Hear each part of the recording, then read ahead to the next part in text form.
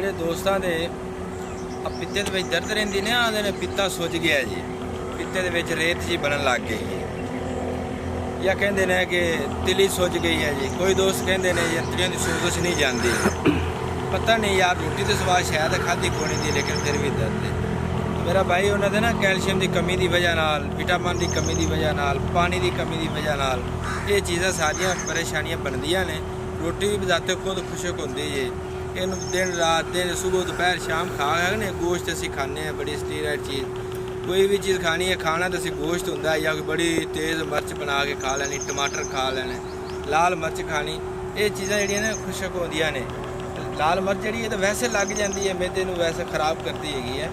ਉਹਨਾਂ ਦੋਸਤਾਂ ਵਾਸਤੇ ਜਿਨ੍ਹਾਂ ਦੇ ਪਿਆਸ ਬਹੁਤ ਜ਼ਿਆਦਾ ਲੱਗਦੀ ਹੈ, ਹਲਕ ਖੁਸ਼ਕ ਹੁੰਦਾ ਹੈ।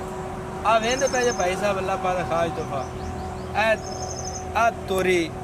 ਇਸ ਤੋਰੀ ਨੂੰ ਤੁਸੀਂ ਸਾਲਨ ਬਣਾਉਣਾ ਹੈ। ਸਾਲਨ ਤੁਸੀਂ ਇਹਦੇ ਨਾ ਲਾਲ ਮਿਰਚ ਤੇ ਟਮਾਟਰ ਲਾਲ ਨਹੀਂ ਇਸਤੇਮਾਲ ਕਰਨਾ, ਕਾਲੀ ਮਿਰਚ ਦਾ ਇਸਤੇਮਾਲ ਕਰਨਾ। ਤੇ ਕਾਲੀ ਮਿਰਚ ਵੀ ਇੰਨੀ ਕੁ ਪਾਣੀ ਹੈ ਕਿ ਜਿਹਦੇ ਨਾਲ ਸਿਰਫ ਜ਼ੈਕਾ ਸਾਲਨ ਦਾ ਬਣੇ।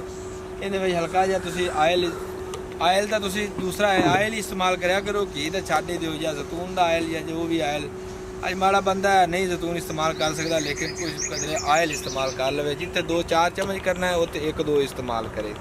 ਆ ਤੋਰੀ ਵੇਂਦੇ ਪਏ ਜੇ, ਕਈ ਤੋਰੀਆਂ ਖੜੀਆਂ ਨੇ। ਇਹ ਇਨਾਮ ਹੈ ਅੱਲਾਹ ਪਾਕ ਦੇ, ਬੜੇ ਖਾਸ ਤੋਹਫੇ ਨੇ। ਆ ਵੇਖੋ ਕਿੰਨੀ ਮਿਹਨਤ ਨਾਲ ਜ਼ਿਮੀਂਦਾਰ ਨੇ ਲਾਈਆਂ ਨੇ ਤੋਰੀਆਂ, ਆ ਬਣੀਆਂ ਖੜੀਆਂ ਨੇ।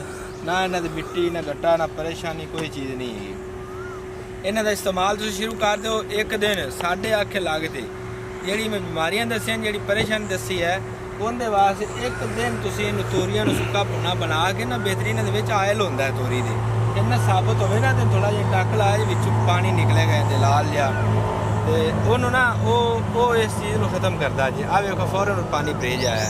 ਇਹ ਚੀਜ਼ ਖਾਓਗੇ ਤਾਂ ਇਹਨੇ ਤੁਹਾਡੇ ਪਾਣੀ ਦੀ ਕਮੀ ਪੂਰੀ ਕਰਨੀ ਹੈ। ਕਈ ਦੋਸਤ ਆਉਂਦੇ ਨੇ ਮੈਂ ਤਾਂ ਜੀ 5-5 6-6 ਲੀਟਰ ਦਾ ਆਧਾ ਲੀਟਰ ਪਾਣੀ ਪੀ ਜਾਣਾ, ਲੇਕਿਨ ਪੇਟ ਭਰੀਜ ਜਾਂਦਾ ਹੈ, ਹਲਕ ਖੁਸ਼ਕ ਹੀ ਰਹਿੰਦਾ, ਪਾਣੀ ਆਵੇ। ਉਹ ਪਾਣੀ ਦਾ ਕੋਈ ਨਹੀਂ ਫਾਇਦਾ ਹੁੰਦਾ ਜੇ, ਫਾਇਦਾ ਹੈ ਪਾਣੀ ਵਾਲੀ ਚੀਜ਼ ਦਾ ਇਸਤੇਮਾਲ ਕਰਨ ਦਾ। ਇਹਨੂੰ ਇਸਤੇਮਾਲ ਕਰੋ, ਇਹਨੂੰ ਤੁਸੀਂ ਚਮਚੀਆਂ ਨਾਲ ਖਾਓਗੇ, ਏਡੀ ਮਜ਼ੇਦਾਰ ਬਣਦੀ ਹੈ, ਇੰਨੀ ਲਜ਼ੀਜ਼ ਬਣਦੀ ਹੈ। ਔਰ ਤੁਸੀਂ ਇਹਨੂੰ ਇੱਕ ਦਫਾ ਹੋਰ ਨਾ ਖਾਇਆ ਜੇ, ਇੱਕ ਦਫਾ ਜ਼ਰੂਰ ਖਾਇਆ ਜੇ, ਫਿਰ ਤੁਸੀਂ ਆਪਣੇ ਦੋਸਤਾਂ ਨੂੰ ਵੀ ਦੱਸੋਗੇ ਕਿ ਭਾਈ ਸਾਹਿਬ ਆ ਅਸੀਂ ਹਫੀਜ਼ ਕਾਦਰੀ ਦੀ ਗੱਲ ਸੁਣੀ ਸੀ, ਅਸੀਂ ਭਾਈ ਕੀਤਾ ਐਵੇਂ ਚਲਦੇ ਕੀਤਾ, ਲੇਕਿਨ ਅੱਲਾ ਨੇ ਬੜਾ ਸਕੂਨ ਦਿੱਤਾ, ਦਿਲ ਨੂੰ ਵੀ ਸਕੂਨ ਮਿਲਿਆ, ਦਿਮਾਗ ਨੂੰ ਵੀ, ਨੀਂਦ ਵੀ ਅੱਛੀ ਆਈ ਹੈ, ਭੁੱਖ ਵੀ ਚੰਗੀ ਲੱਗਣ ਲੱਗ ਗਈ। ਇਹਦੇ ਜਿਹੜੇ ਹਲਕ ਤੇ ਪਿਆਸ ਖੁਸ਼ਕੀ ਜੀ ਮਹਿਸੂਸ ਹੁੰਦੀ ਹੈ ਨਾ, ਜਿਸਮ ਹਲਕਾ ਫੁਲਕਾ ਜਿਹਾ ਹੋ ਗਿਆ, ਜਿਹੜਾ ਵਜ਼ਨ ਮਹਿਸੂਸ ਹੁੰਦਾ, ਹੱਲਣ ਤੇ ਦਿਲ ਨਹੀਂ ਕਰਦਾ, ਜੀ ਕਰਦਾ ਸੁੱਤਾ ਹੀ ਰਵਾਂ, ਤੇ ਸਕੂਨ ਸੁੱਤਿਆਂ ਵੀ ਕੋਈ ਨਹੀਂ ਆਉਂਦਾ ਹੈਗਾ ਜੀ। ਤਬੀਅਤ ਇਸ ਤਰ੍ਹਾਂ ਦੀ ਹੋ ਜਾਂਦੀ ਬੰਦੇ ਦੀ, ਬਿਲਕੁਲ ਬੇਚੈਨ। ਉਹਨਾਂ ਵਾਸਤੇ ਨਾ ਸਕੂਨ ਲੈਣ ਵਾਸਤੇ ਇਹ ਤੋਰੀ ਆ ਵੇਖਿਆ ਜੇ ਛੋਟੀ ਹੈ, ਲੇਕਿਨ ਬੜੀ ਪਿਆਰੀ ਹੈ, ਕਿੰਨਾ ਖੂਬਸੂਰਤ ਫਲ ਹੈ। ਅੱਲਾ ਇਹਨਾਂ ਦੇ ਫਲ 'ਚ ਵੀ ਬਰਕਤ ਪਾਏ। ਤੇ ਸਾਡਾ ਇਹ ਕਰਨ ਦਾ ਮਕਸਦ ਇਹ ਵੀ ਜਿਹੜੇ ਭਾਈ ਸੁਣਨ, ਜਿਹੜੇ ਦੋਸਤ ਵੇਖਣ, ਉਹਨਾਂ ਦਾ ਸ਼ੌਕ ਬਣ ਜਾਏ ਕਿ ਸਾਨੂੰ ਜਿਹੜਾ ਨਾ ਗੋਸ਼ਤ, ਸ਼ਵਾਰਮਾ, ਬ੍ਰੈਡ ਵਗੈਰਾ ਜਿਹੜੀ ਚੀਜ਼ ਖਾਈ ਜਾ ਰਹੇ ਨੇ, ਉਹ ਇਹਨਾਂ ਲਈ ਤਵੱਜੋ ਦੇਣ। ਇਨਸ਼ਾਅੱਲਾ ਬਿਮਾਰੀਆਂ ਤੋਂ ਤੁਹਾਡੀ ਜਾਨ ਛੁੱਟ ਜਾਏਗੀ ਔਰ ਖੁਸ਼ਹਾਲ ਤੰਦਰੁਸਤ ਜ਼ਿੰਦਗੀ ਗੁਜ਼ਾਰੋਗੇ।